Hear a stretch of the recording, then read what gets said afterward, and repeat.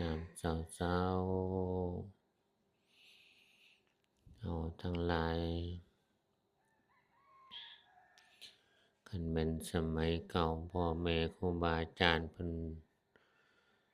เว้าให้กำลังใจเพิ่นว่าเว้าโลดเว้าคุณของพุทธเจ้าคุณพระธรรมคุณพระสงฆ์แฮ่งเว้าแฮ่งได้คุณแฮ่งเว้าแฮ่งได้ฤทธิ์แฮ่งเว้าแฮ่งได้เดชบ่เสื่อมดอกเพิ่นว่าแฮ่งเว้าแฮ่งสาธยาย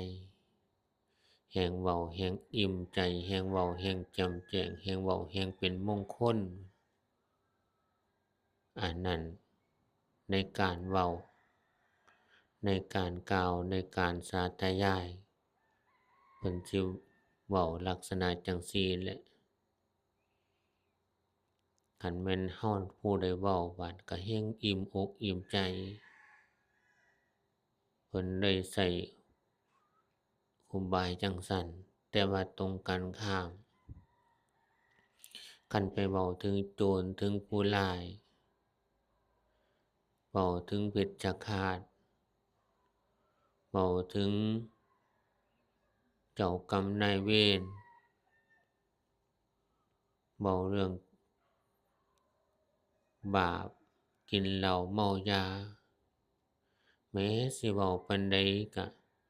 บ่ได้ความอิ่มบ่ได้ความเต็มบ่ได้ความเจริญบ่ได้ฤทธิ์บ่ได้เดชแล้วว่าเว้าเป็นไปเพื่อความเสื่อมของเจ้าของอันนั้นเพิ่นสิเว้าจั่งซั้นแม้สิเว้าคักเบิดมื้อก็ได้แต่ความเสื่อมบ่ได้ความเจริญ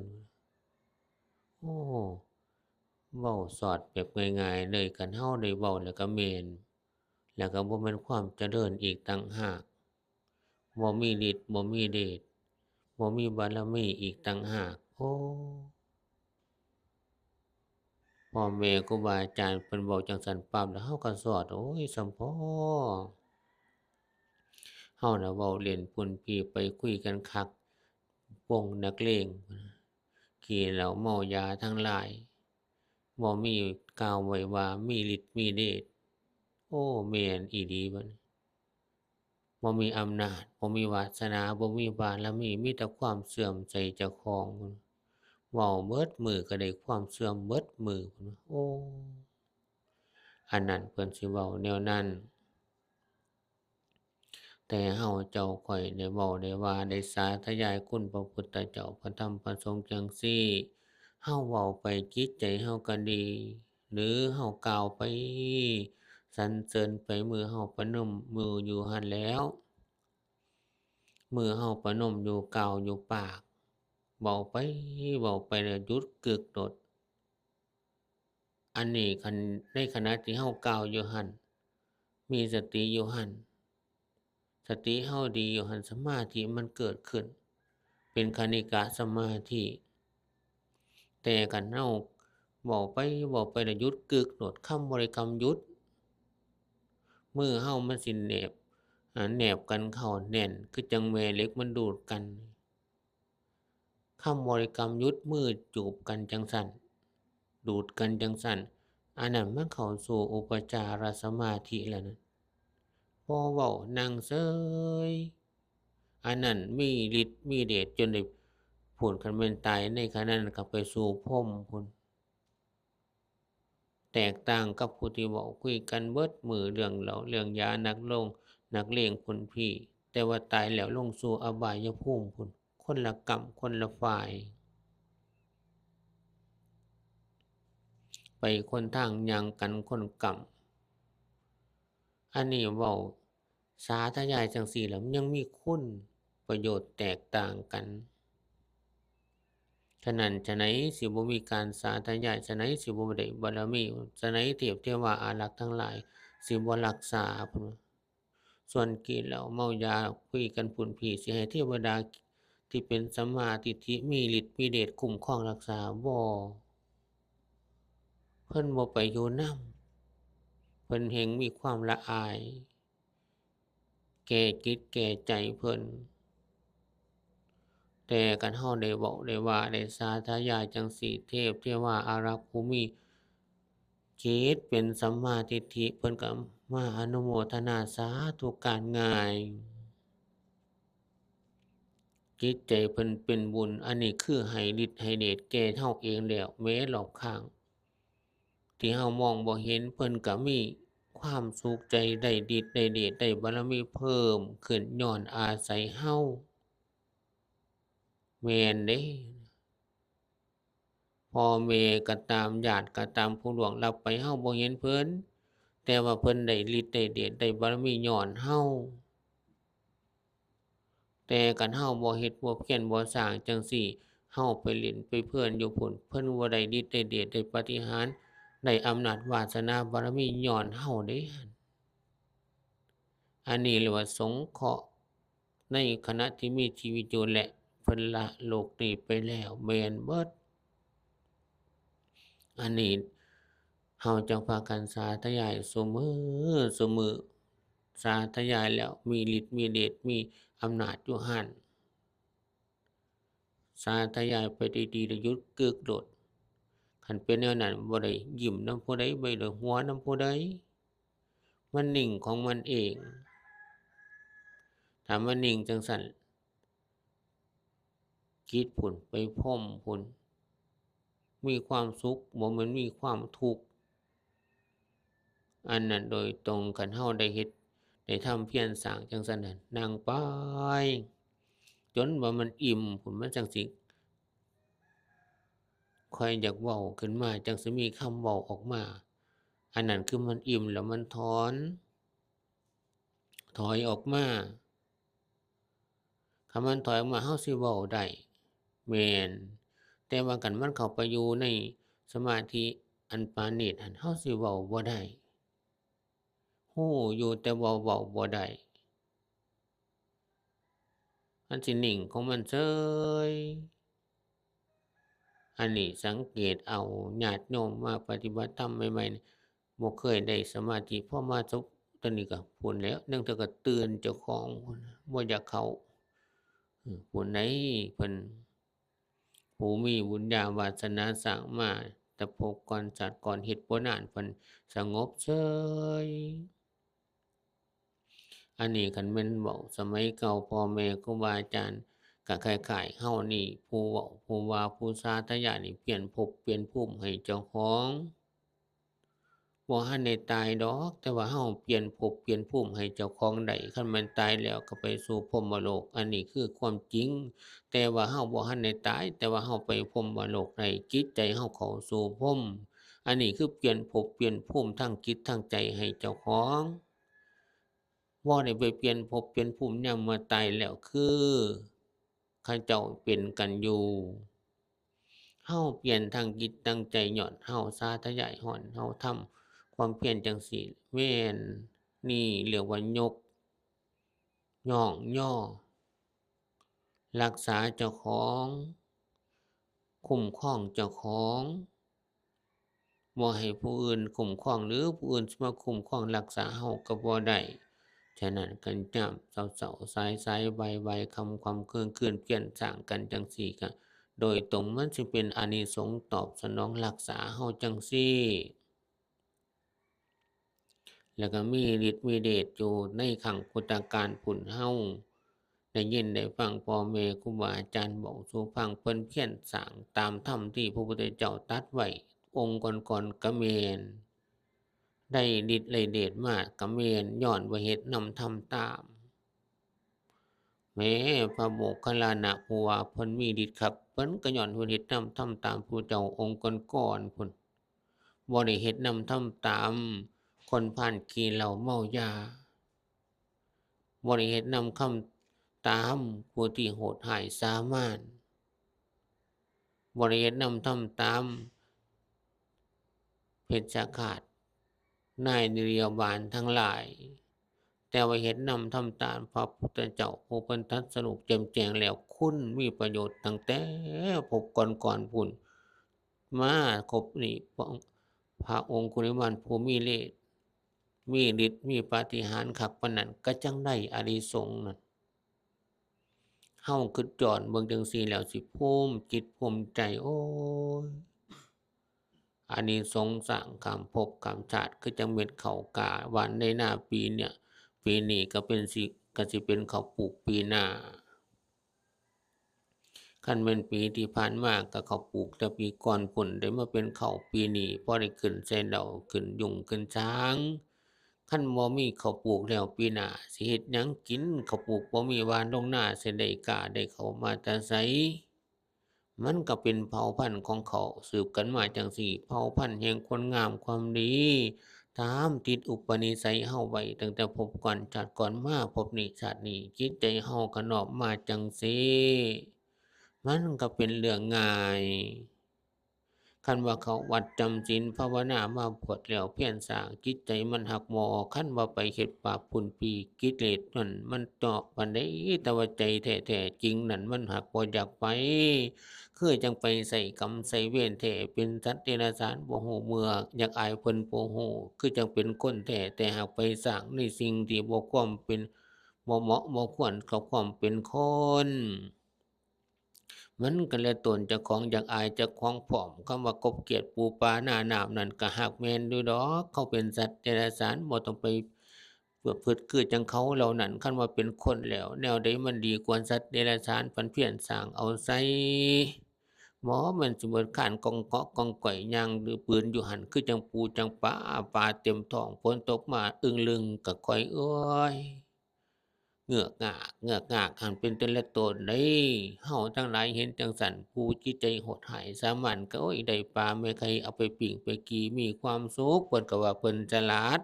บัดว่ายามเจ้าของท้องใหญ่มานั่นโอ๊ยสิหูเมื่อกิ้งกำมันเฮ็ดปานนี้แล้วตนลูกในท้องเด้เพิ่นยังว่าอันนั้นคือสัตว์เดรัจฉานฉะนั้นเฮาทั้งหลายฮู้จั่งซี้แล้วพากันสาธยายแล้ว แม้การอบรมทางจิตทางใจจังสี่ก็คั่งก่อนพู้นอดีตการนานมาแล้วพุทธองค์ทรงตรัสแม้ใน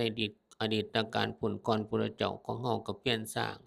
ภาวนาจังซี้เพิ่นจังตรัสไว้พุทธเจ้าทุกพระองค์มีทานศีลภาวนาศีลสมาธิปัญญาตรัสไว้แล้วแจ่มแจ้งจักพันปีจักหมื่นปีจักกับจักกันมาแล้วอันนี้คือความเจริญ เฮาได้มาอยู่จังสี่หรืออยู่หม้องอื่นได้ปฏิบัติจังสี่อันนี้คือเฮาปฏิบัติในฝ่ายเจริญเฮาแฮ่งเฮ็ดแฮ่งเพียรแฮ่งสร้างแฮ่งทำเฮาสิอิ่มใจดอกคันคิดจังซี้แล้วม่วนเพราะเฮาเฮ็ดนำสิ่งที่เจริญที่พระองค์ทรงตรัสไว้เป็นสิ่งที่ควรเฮ็ดควรทำควรประพฤติควรเข้าไปพิสูจน์ความเจริญนั้นแม่นจริงบ่ ผู้ที่ได้สมาธิจิตใจสงบตั้งเที่ยงมั่นมีความเจริญจริงบ่เฮาบ่ต้องเชื่อเพิ่นโดยตรงแต่เฮาต้องเชื่อความปฏิบัติเชื่อมั่นในเฮาแล้วเดินหนังนำเพิ่นที่บอกสอนกล่าวสั่งคันแม่นฮอดรู้เห็นหม้องตามที่เพิ่นบอกว่าแล้วจังเชื่อได้เต็ม100%แต่คันเฮาบ่ได้ความสุขบ่ได้ความสงบดังที่เพิ่นบอกเพิ่นกล่าวเพิ่นว่าเฮาก็เชื่ออยู่แต่มันบ่เต็มใจบ่100%ธรรมชาติมันสิเป็นแนวนั้นเฮาบ่สามารถที่สิเชื่ออย่างแจ่มแจ้งได้คันเฮาบ่สัมผัสด้วยตนเองก็สิสงสัยอยู่หั้นเว้าก็ถูกแหน่ผิดนำเพราะความจริงก็ของไผของมันผู้รู้แล้วเพิ่นก็เว้าจริงได้เพิ่นก็เว้าแจ่มแจ้งได้เพิ่นก็เข้าสัมผัสได้อันนั้นโดยตรงอันนั้นเฮาคิดจั่งซี้แล้วโอ๊ยนั่งนำพุทธเจ้านำนั่งพระธรรมนั่งนำพระสงฆ์ นางนำผู้ประเสริฐที่เป็นสัมมาทิฏฐิจิตเพิ่นดีจิตเพิ่นงามจิตเพิ่นดีจิตเพิ่นประเสริฐแท้ผู้ขานางนำแม้บ่ได้นั่งเกี่ยงกลางแต่ว่านั่งอยู่นำหมู่พระสงฆ์องค์เจ้าสมณะที่พราหมณ์ผู้มีศีลมีธรรมจิตใจเพิ่นสงบแล้วในอดีตมีอยู่ผู้ขามาเทียนนำหมู่จังซี้มีส่วนในทอนซึ่งความสงบเหล่านั้นคันแม่นตั้งจิตตั้งใจจังซี้แล้วม่วนในจิตในใจนั่งไปนั่งมาก็ได้รับความสุขความสงบนำเพิ่นโอ๊ย สัมพ่อสมเด็จพ่อเพิ่นจังตรัสไว้สมเด็จพ่อเพิ่นจังสั่งไว้สมเด็จพ่อเพิ่นจังสรรเสริญในการปฏิบัติลด แห่งธรรมนี่ชนะรสทั้งปวงเป็นแนวนี้ตัวบ่แม่นนั่งอมขี้เขียวคิดหน้าคิดหลังอยู่หั่นโอ๊ยจักสิได้หยังแล้วนั่งอยู่ซื่อๆก็คือจังกบจังเขียดนี่แหล้วสิไปเลียนแบบมันเฮ็ดหยังมันก็เป็นสัตว์เดรัจฉานมันก็นั่งคือกันแต่ว่านั่งแล้วมันก็ได้ส่ำนั้นคันแม่นเฮานั่งภาวนาจั่งซี้มีสติโอ๊ยจิตใจเฮาบัดสูงกว่าเขาจิตใจเฮาบัดดีกว่าเขาจบงามกว่าเขาโอ้ความเป็นคนเป็นมนุษย์ผู้ปฏิบัติธรรมมันเป็นจั่งซี้ม่วนในจิตในใจคันใดลักษณะแนวนี้แล้วโอ๊ยบ่เบื่อหน่ายเดะบ่เบื่อหน่ายนักบวชนักพจน์ฤาษีบ่มีการเบื่อหน่ายในฌานในธรรม แต่ปุถุชนหรือคนที่หยาบด้วยกิเลสทั้งหลายสิเบื่อหน่ายในธรรมแต่ผู้ประเสริฐทั้งหลายบ่เบื่อหน่ายในธรรมมีตั้งแต่ดูดื่นในธรรมในฝ่ายที่เป็นบุญเป็นกุศลคุณงามความดีมันสิจูบเจ้าแฮงม่วนไปเรื่อยโอ้ยบ่สิ้นสุดเอาชีวิตเป็นเดิมพันเอาข้อเป็นประกันมอบกายถวายชีวิตแก่ความสุขได้อย่างองค์สมเด็จพระสัมมาสัมพุทธเจ้าพุ่นน่ะเป็นแบบอย่างพระองค์มอบต่อธรรมพุ่นเคารพธรรมพุ่นที่พุทธองค์ทรงตรัสแม้อรหันต์เจ้าผู้ประเสริฐทั้งหลายแม่นอันนั้นผู้เพิ่นสมบูรณ์แล้วอันนั้นเป็นสัมมาทิฏฐิ100%ล้านเปอร์เซ็นต์แต่คันคนเฮาเกิดมาเป็นมิจฉาทิฏฐิหรือบ่สัมมาทิฏฐิยังบ่ทันได้แจ่มแจ้งในธรรมบ่ทันหมดกิเลส โอ้ยเพิ่นยังหวงขังหยังขังหยังอยู่หั้นอยากอยู่ในกิเลสทั้งหลายอยากอยู่ในบาปในกรรมในเวรในทุกข์ในโทษทั้งหลายบ่ถิ้มโอ้ยอันนี้ว่าเพิ่นมีความรู้คักแต่ว่าเพิ่นถิ้มบ่ได้แล้วก็ไปสู่ธรรมอันบริสุทธิ์สะอาดหมดจดบ่ได้เพิ่นสิว่าฉลาดอยู่แต่ว่าหั้นไปบ่ฮอดว่ามีปัญญาอยู่หั้นบ่ถึงคือเพิ่นโอ้มันแตกต่างจังซี้ แต่คันพ่อแม่ครูบาอาจารย์ผู้มีบุญญาวาสนามีแล้วเพิ่นไปฮอดไปถึงแล้วเพิ่นสมบูรณ์แล้วเฮาผู้เพียรสร้างตามหลังนี้ญ้อนว่าบาปมันดึงจองของที่บ่มีโตบ่มีตนธรรมในฝ่ายดีก็บ่มีโตบ่มีตนธรรมในฝ่ายที่เป็นอธรรมในฝ่ายที่บ่ดีก็บ่มีโตบ่มีตนแต่ว่ามีอำนาจดึงจองเฮาไว้ติดของข้าโอ๊ย อันนี้มันสัมผัสด้วยเฮาเองนี่แหละทั้งเบิดสามารถรู้จิตรู้ใจเจ้าของนี่ย้อนเห็นตามความเป็นจริงซี้เบิ่งให้มันแจ้งจั่งซี้แล้วโอ๊ยฉะนั้นจึงเฝ้าเพียรสร้างนั่งนำหมู่เพียรนำหมู่แล้วเพิ่นเพียรสร้างบ่แม่นเฮาเป็นผู้ลบหมู่เพิ่นภาวนาบ่ว่าเฮาเป็นผู้ลี้หมู่เพิ่นภาวนาของจริงแท้ความสุขบ่แม่นว่าเฮาลบจากความสุข คันเฮาลบนั่นก็แสดงว่าเฮาบ่อยากได้ความสุขความสงบร่มเย็นในศีลในธรรมก็เพราะดึงจิตดึงใจเฮาออกญ้อนบาปเวรเฮาเคยเป็นมิจฉาทิฏฐิเคยเป็นมิจฉาทิฏฐิไว้เพิ่นเฮ็ดดีปานใดจิตใจเฮานั่นก็บ่น้อมเข้าหามันสิเป็นแนวนั้นหนักเข้าคือจั่งพ่อแม่ครูบาอาจารย์เพิ่นเว้าสู่ฟังคันยามจิตเฮาเป็นมิจฉาทิฏฐิยามเฮาปฏิบัติธรรมมันให้ผลนี่ นั่งสมาธิกับรูปพระพุทธรูปอยู่ข้างล่างพุ่นอยู่เถาอยู่ตีนพุ่นนั่งไทยในสวมในห้องน้ำกับพุ่นภาพพ่อแม่ครูบาอาจารย์ภาพพระพุทธรูปอยู่ข้างล่างพุ่นโอ้ยเห็นยามใดกับหัวใจหักวามเห็นยามใดหัวใจหักวามมันเป็นเองอันนั้นคือบาปที่เป็นมิจฉาทิฏฐิบ่เหลื่อมใสบ่ศรัทธายามกรรมมันให้ผลบาดเฮาย่างไปก็คล้ายๆสิเหยียบพระพุทธรูปพุ่นอยู่ข้างล่างพุ่นอยู่ใต้ตีนพุ่นเฮ้ยอันนั้นต้องใช้เวลาใช้กรรมบ่แม่นธรรมดาอันนั้นคือบาปที่เป็นมิจฉาทิฏฐิมีมาในขันธสันดานมันปรากฏให้เห็นคันสิว่าเป็นเจ้ากรรมนายเวรที่คอยมาเบียดเบียนให้เฮาให้จิตใจนั้นเสื่อม จากคุณงามความดีเห็นแล้วก็หัวใจเหี่ยวห่อผลในธรรมชาติของมันเป็นจังสัน ฉะนั้นเพิ่นพานั่งเพิ่นพาเขียนเพิ่นพาสร้างจังซี่โอ้ยผู้ข้าได้พบได้พ้อเห็นจังซี่ฉะนั้นเพิ่นเลยใช้คำว่านั่งเฝ้าพระพุทธเจ้าเฝ้าพระธรรมเฝ้าพระสงฆ์นั่งเฝ้าศีลสมาธิปัญญานั่งเฝ้าแล้วแฮ่งเจริญก้าวหน้าเข้าสู่ศีลธรรมแต่ว่าคันเฮาไปนั่งเฝ้าผู้พี่ผู้มีกิเลสร้อยเทื่อพันเทื่อแม้สินั่งตั้งแต่เช้าจนเฒ่าจนตายก็ตามแต่ว่านั่งแล้วบ่ไปสู่ที่สูงบ่เข้าสู่ศีลสู่ธรรมใดก็ไปพ้นแล้วคือจังกบจังเขียดนั่งเฝ้ากันตั้งแต่น้อยจนเฒ่าจนตายมันสิได้หยังแต่เฮาบ่ไปนั่งเฝ้าแนวนั้นแต่ว่าเฝ้าศีลสมาธิปัญญาที่บ่ทันมีบ่ทันดีบ่ทันจบบ่ทันงามญ้อนสติเฮากำหนดรูปนามอยู่จังซี้พองเนาะยุบหนอหรือพุทโธพุทโธหรือเอาสติไว้หูกำหนดอยู่จังซี้กล่อมเกลาจิตใจเจ้าของไปนำด้วยสติ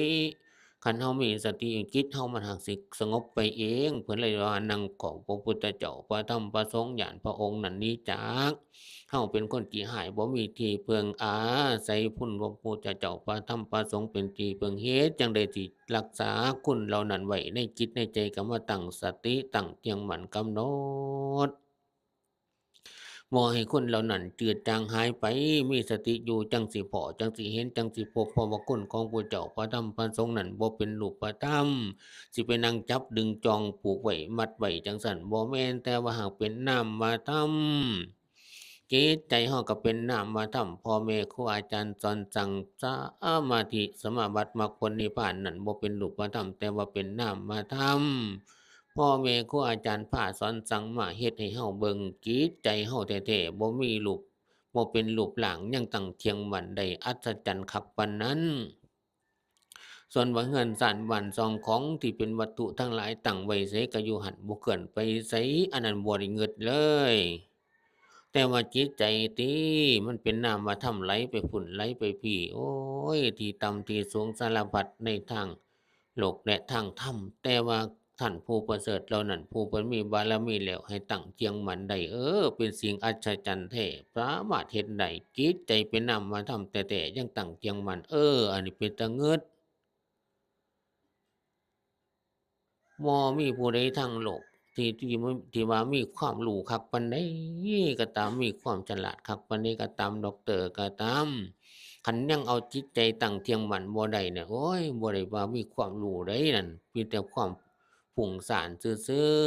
ๆฮู้ไปเรื่อยแล้วก็ฮู้ไปเรื่อยฮู้ไปเรื่อยก็ฮู้ไปเรื่อยอยู่หั้นละส่ำหลงดงหลงป่าออกจากป่าหม้องนี้ไปป่าหม้องหั้นเคลื่อนไปส่ำนั้นออกจากเงาไม้นี่ไปหาเงาไม้นั้นฮู้ส่ำนั้นซื่อๆแต่ว่าออกจากป่าบ่ได้แต่ว่าบ่อยู่หม้องเก่าอันนั้นผู้มีความรู้การศึกษาทั้งหลายเพิ่นสิเว้าแนวนั้นโลด บ่แม่นว่ามีความรู้ออกจากป่าแต่ว่ามีความรู้อยู่ในป่า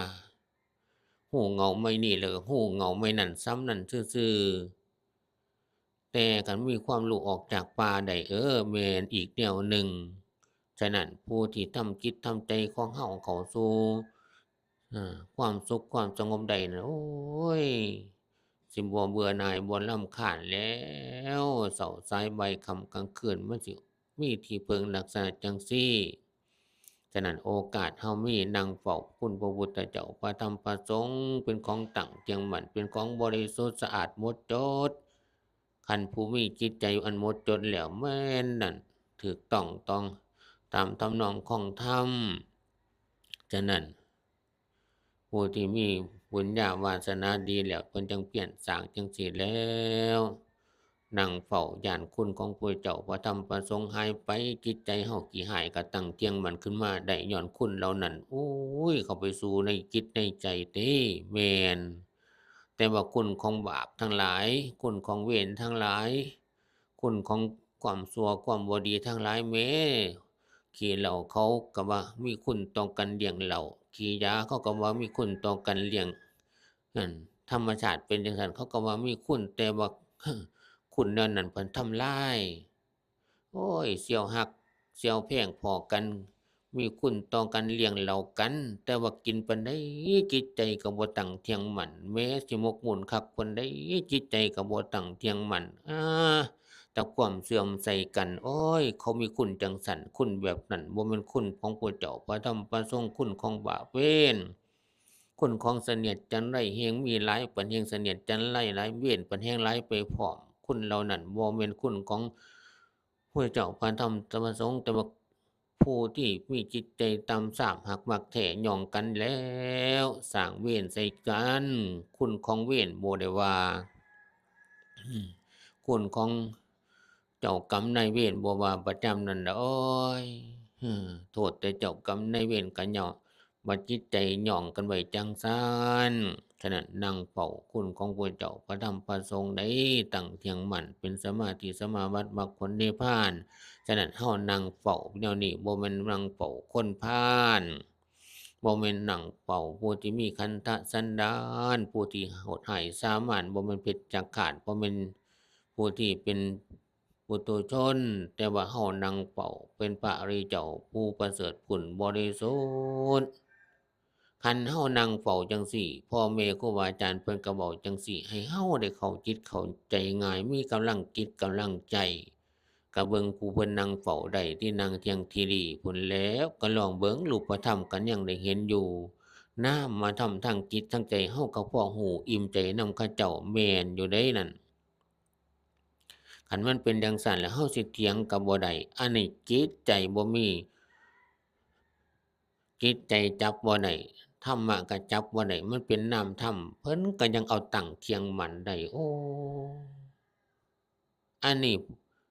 เป็นสิ่งที่น่าหงึดธรรมชาติของจิตของใจนั่นมันก็ไหลไปไหลมาบ่สามารถตั้งเที่ยงมั่นแต่ว่าผู้มีบุญญาวาสนาดีเพิ่นเอาตั้งเที่ยงมั่นได้อัศจรรย์หม้องนี้เป็นตาหงึดหม้องนี้แต่ว่าขอนไม้ไงพุ่นสูงไม้ใหญ่ไม้หนักก้อนหินตั้งไว้ได้บ่ไปหม้องอื่นเลยแม่นเอาไว้ไสก็อยู่หั้นอันนั้นของภายนอกแต่ว่าจิตใจเฮานี่โอ๊ยคันบ่มีภาคภาวนาสติบ่ดีสิมันอยู่ตั้งเที่ยงมั่นบ่อยู่แล้วไหลไปพุ่นพี่สัตว์นรกเปรตอสุรกายสัตว์เดรัจฉานแล้วแต่มันสิไปแต่ละมื้อลงสู่ที่ต่ำแม้ไปที่สูงนั่นก็ได้ไปชั่วข้างคราวแต่ว่าบอกอยู่ของเขาเหล่านั้นเพราะจิตใจเฮาบ่ตั้งเที่ยงมั่นมีสติอันเลื่อนลางแล้วก็เหล่านั้นแล้วอบายภูมิเป็นที่อยู่มื้อทั้งมื้อก็ไปนั่งเฝ้าอบายภูมิ มื้อทั้งมื้อวันทั้งวันคืนทั้งคืนก็ไปนั่งเฝ้าอบายภูมินอนเฝ้าอบายภูมิกินก็กินแบบนั่งเฝ้าอบายภูมิกินอยู่ข้างอบายภูมิมาเปรตอสุรกายสัตว์เดรัจฉานนั่งเฝ้าเป็นหมู่กันยามเช้าสายบ่ายค่ำกลางคืนคันไปนั่งเฝ้าเอาหมู่จังซั้นเฮาสิมีความสุขหม้องใดสัตว์เดรัจฉานเปรตอสุรกายสัตว์นรกเฮาเป็นหมู่กับเขาเขาเป็นหมู่กับเฮาญ้อนบ่มีสติในการเว้ากันว่ากันคุยกัน เจรจากันนั่งภาวนาพร้อมขหมู่เหล่านั้นอยู่อ้อมข้างจิตใจนั้นก็วุ่นวายจังซั้นมาอันนี้เพิ่นเว้าว่านั่งเฝ้าสัตว์นรกเปรตอสุรกายบ่แม่นเฝ้าพ่อแม่ครูอาจารย์ผู้มีศีลธรรมบ่แม่นเฝ้าสมาธิสมาบัติมรรคผลนิพพานคันนั่งเฝ้าจังซั้นวังเฝ้าเช้าสายบ่ายค่ำกลางคืนมื้อแล้วมื้อเล่าจิตใจเจ้านั้นก็บ่สุขสงบร่มเย็นได้ แม้สินั่งเฝ้าคักปานใดจนฮอดมื้อตายก็บ่ได้ไปสู่สวรรค์พรหมนิพพานเด้ธรรมชาติเป็นจั่งซั้นอันนี้เพิ่นเว้าให้กำลังใจเฮาผู้ทำความเพียรเดินดังเด้คันเพิ่นเว้าจังซี้เฮาก็เข้าใจง่ายโอ๊ยส่ำเพาะเฮาไปนั่งเฝ้าหมู่ขี้เหล้าเมายาโกรธเกลียดเกียดคร้นจิตใจเฮาผู้นั่งใกล้คุยกันอยู่หั้นก็แม่นอันเดียวกันกับเขาเหล่านั้นที่คุยที่เจรจานั่นโอ้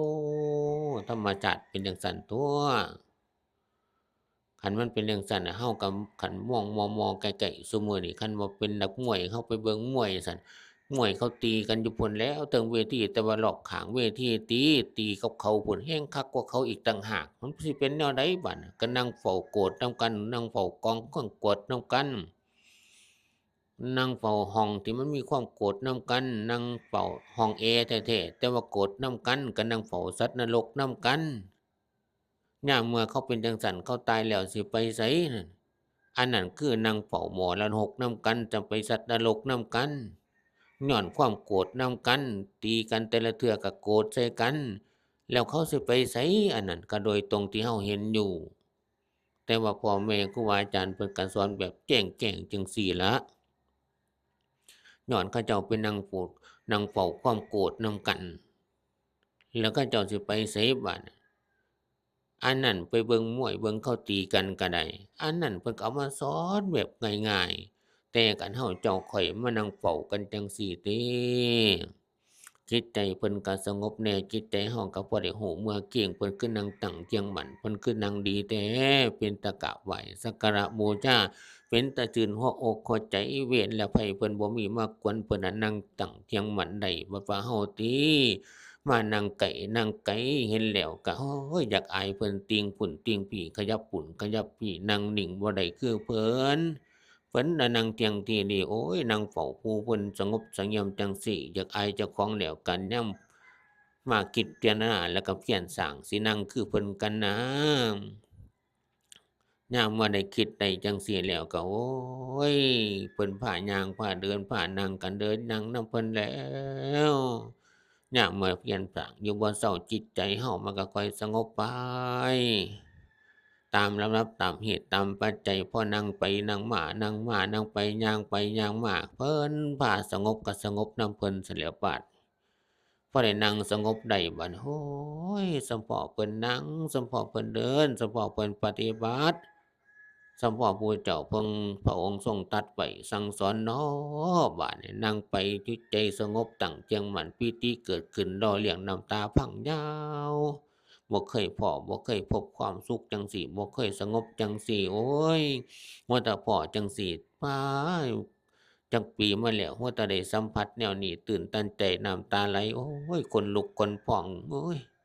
พรรณนาบ่จบบ่เสียงบ่สิ้นออกมาเป็นคำบรรยายบ่ได้นึกแต่ก็นั่งตื่นตันใจขนลุกขนพองให้อยู่พู้นแหล้ว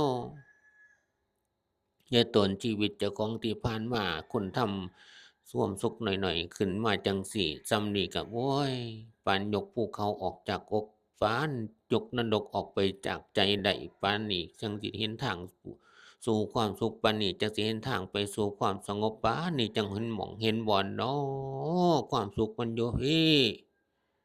จนได้กล่าวมาปานนี้จนได้สรรเสริญจังสี่จนได้ตั้งจิตตั้งใจแนวนี้ก็บ่แม่นธรรมดาเด้